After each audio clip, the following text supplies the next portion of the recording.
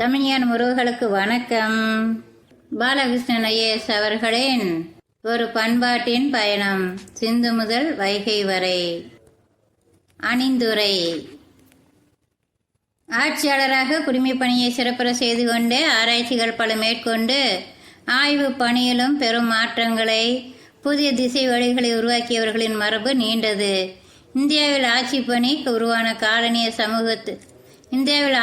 உருவான காலனிய காலத்திலிருந்தே இம்மரபு தொடர்கிறது.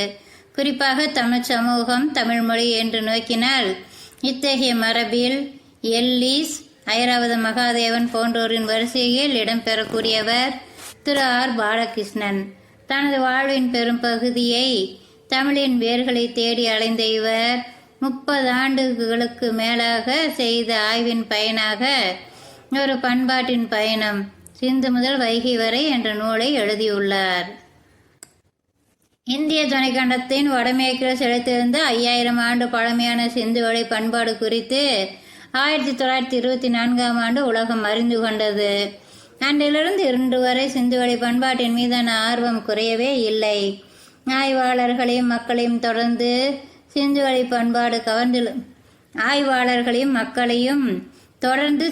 பண்பாடு கவர்ந்திழுக்க காரணம் அதன் நகர அமைப்பு, கட்டட நேர்த்தி, நீர் மேலாண்மை, கழிவுநீர் குழாய்கள், பெரும் குளியலிடம், துறைமுகம், அழகிய அணிகலன்கள், சுடுமண் உருவங்கள், முத்திரைகள் உள்ளிட்ட தொல்லியல் பொருட்களை சுற்றலாம். சிந்துவெளி ஆய்வு பரப்பில் பல கருதுகோள்கள் இருந்தாலும் திராவிட கருதுகோளை முதன்மையானது. அதனை Suniti Kumar Chatterji, Henry Heras, Asko Parpola, Iravatham Mahadevan ஆகியோர் முன்னெடுத்து பல ஆய்வுகளை செய்தனர்.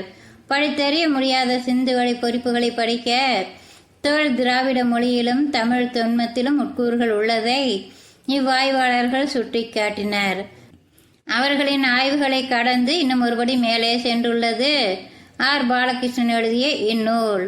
இந்த ஆய்வு சிந்துவெளி பண்பாட்டின் மொழி என்ன, திராவிட மொழி பேசும் மக்களின், குறிப்பாக சங்கத்தமிழர்களின் தோற்றம் எது என்ற கேள்விகளுக்கு விடையளிக்க முற்படுகிறது. இக்கேள்விகள் ஒன்றோடு ஒன்று தொடர்புடையவை மட்டுமல்ல, இரண்டும் ஒரே நாணயத்தின் 2 பக்கங்கள் என்கிறார் ஆர். பாலகிருஷ்ணன். நவீன ஆய்வு முறைகளில் ஒன்றான இடப்பெயராய்வு இந்நூலில் மையமாக பயன்படுத்தப்பட்டுள்ளது. ஊர் பெயர்களை வைத்து அதன் தோற்றம், வரலாறு என்பனவற்றை ஆய்வு செய்யும் முறை இடப்பெயர் ஆய்வு முறை ஆகும். கொட்கை, வஞ்சி, தொண்டி ஆகிய பெயர்கள் பாகிஸ்தானிலும் ஆப்கானிஸ்தானிலும் இன்றும் இருக்கின்றன. ஊர், பட்டி, பள்ளி என முடியும் இடப்பெயர்கள் ஆப்கானிஸ்தானில் அதிகம். தொல்காப்பியம் குறிப்பிடும் தமிழின் வட்டார வழக்குகளில் புழங்கும் தென்பாண்டி, குட்டநாடு, மலைநாடு, அருவநாடு போன்ற பெயர்களை நினைவுறுத்தும் பெயர்கள் இன்றும் ஆப்கானிஸ்தான், பாகிஸ்தான் பகுதிகளில் இருக்கின்றன. பாரி, பேகன் போன்ற சங்ககால வேளிரின் பெயர்கள் மூவேந்தர்களை குறிக்கும் கரிகாலன், சோழன், சேரல், உதயமான், உதியன், மாறன், செழியன் எனவெல்லாம் இடப்பெயர்கள் அங்கே நிலைத்திருக்கின்றன. காவேரி வாலா, பாண்டியன் வாலா, முருகன், தணிகே, குமரன் வாலி, பொதினே, மத்ரை, வன்னி முதலிய ஊர் பெயர்கள் தமிழுக்கு மிக நெருக்கமானவை. பலோசிஸ்தானின் பிராகு என்னும் திராவிட மொழியில் கல் என்னும் சொல் அதே பொருளை தாங்கி வருகிறது. அந்த பகுதியில் காணப்படும் மலை வரை கோடு என்ற பின்னொட்டுகளோடு முடியும் பெரும்பான்மையான இடங்கள் கடல் மட்டத்திலிருந்து பல 1000 அடிகள் உயரமான பகுதிகளாகவே இருக்கின்றன. இத்தகைய இடப்பெயராய்வுகள் சிந்துவெளியோடு தமிழின் தொன்மங்களை இணைக்கின்றன, திராவிட கருதுகோளுக்கு வலு சேர்க்கின்றன. பழந்தமிழ் இலக்கியங்களில் அடிக்கடி இடம்பெயரும் மூதூர் எங்கே இருந்திருக்கும்? தொல்புகழ் பெரும் பெயர் எதை குறிக்கிறது? அகநானூற்றில் சிறுபான்நாற்று படையில் ஒட்டகமும் இமயமலை பின்னணியில் வலம் வரும் கவரிமாவும் எப்படி இடம்பெற்றன? நன்னன் செய் நன்னனின் கொன் காணம் எங்கே?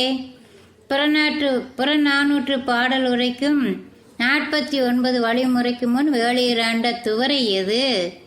முதலிய முக்கியமான கேள்விகளை கேட்டு அதற்கு பதிலுரைக்கும் முறையில் சங்க இலக்கியத்தை இந்திய துணைக்கண்டத்தின் இலக்கியமாக காட்டுகிறார்.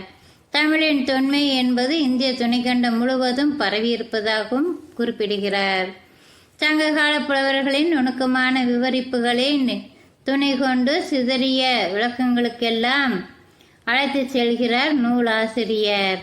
சங்க இலக்கியம் குறிப்பிடும் கழுதையும் உப்பங்கழி பகுதியில் வாழக்கூடிய சுறா மீனும் இருக்கக்கூடிய பகுதி இந்தியாவிலேயே குஜராத்தின் கட்ச் வளைகுடாதான் என்று ஆதாரத்துடன் நிறுவுகிறார். வறண்ட பகுதியில் பெரும் பசியோடு அலையும் ஒட்டகம் எலும்பை தின்னும் அரிய காட்சி சங்க இலக்கியத்தில் பதிவு செய்யப்பட்டுள்ளது. இதுவும் குஜராத் நிலப்பகுதிக்கு உரியது என்கிறார். வின்ரோஸ் கிராஃபிக்கல் டூல் வழியே சங்க இலக்கியம் குறிப்பிடும் காற்று திசைகளை ஆராய்ந்துள்ளது முக்கியமானதாகும். இது பண்டைய இலக்கியத்தில் நவீன கருவிகளை கொண்டு புதிய தரவுகளை வெளிக்கொணரும் முறையாகும். இத்துடன் இந்நூல் தொல்லியல், வரலாறு ஆகிய புலங்களில் மையமாக இயங்கினாலும் மரபணுவியல் ஆய்வுகள், மானுடவியல் ஆய்வுகள் உள்ளிட்ட நவீன ஆய்வுகளும், புவியியல் தகவல் அமைப்பு, அச்சரேகை, தீர்க்கரேகை உள்ளிட்ட நவீன ஆய்வு கருவிகளும் இதில் பயன்படுத்தப்பட்டுள்ளன. நகரத்தார், கொங்கு வேளாளர் ஆகிய இரண்டு சமூகங்களின் சொந்த வரலாற்று ஆவணங்களை சிறப்பான முறையில் பயன்படுத்தியுள்ளார் நூலாசிரியர்.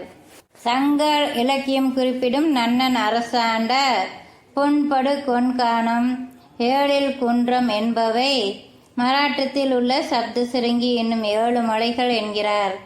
இன்றும் மகாராஷ்டிர பகுதிகளில் 22 இடங்கள் வை என்ற முன்னொட்டோடு வழங்கப்படுகின்றது.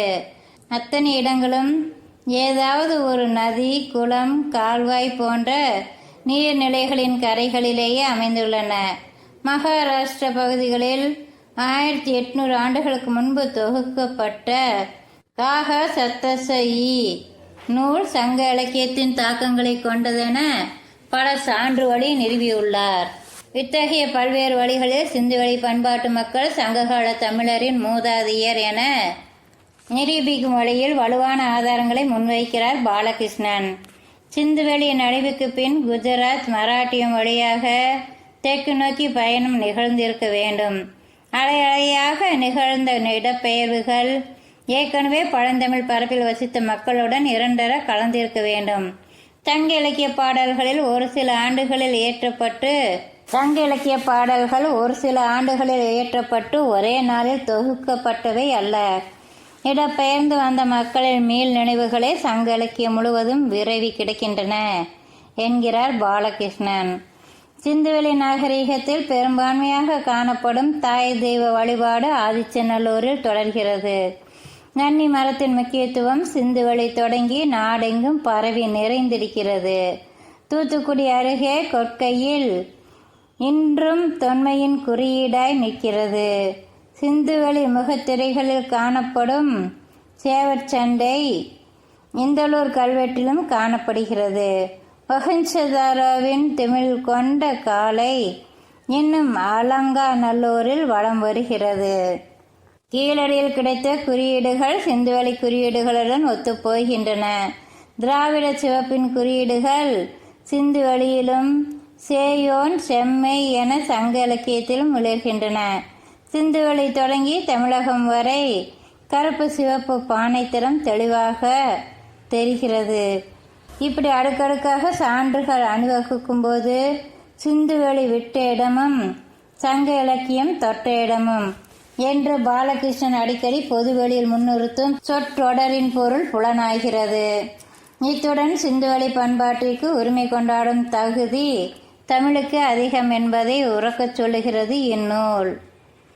இந்நூலின் முடிவுரை பகுதி இந்நூலின் கருத்தியல் தளத்தினை நமக்கு சுட்டி காட்டுகிறது. இந்தியாவின் பன்மைத்துவத்தையும் இந்திய துணைக்கண்டம் பற்றிய சரியான புரிதலுக்கும் சங்க இலக்கியத்தின் தேவையையும் வலியுறுத்துகிறது. இத்துடன் தெற்கிலிருந்து வரலாற்றினை நோக்கும் தேவையையும் எடுத்துரைக்கிறது. தொல்லியல் ஆய்வுகளின் மீதான கவனம் அதிகரித்துள்ள இச்சூழலில் புதிய உரையாடல்களை இந்நூல் முன்னெடுக்கும். அதில் இதுவரை நம்பப்பட்டிருந்த வழக்கொழிந்த செய்திகள் மறைந்து புதிய போக்குகளையும் எழுச்சிகளையும் இந்நூல் உண்டாக்கும். இதுவரை முன்னெடுக்கப்பட்ட சிந்துவெளி ஆய்வுகளில் இந்நூல் முக்கியமானது. இது முன்வைக்கும் ஆதாரங்கள் ஏற்கனவே நிலவிய கேள்விகளுக்கு விடைகளையும் புதிய ஆய்வுக்கான கேள்விகளையும் நம்முன் வைக்கின்றன.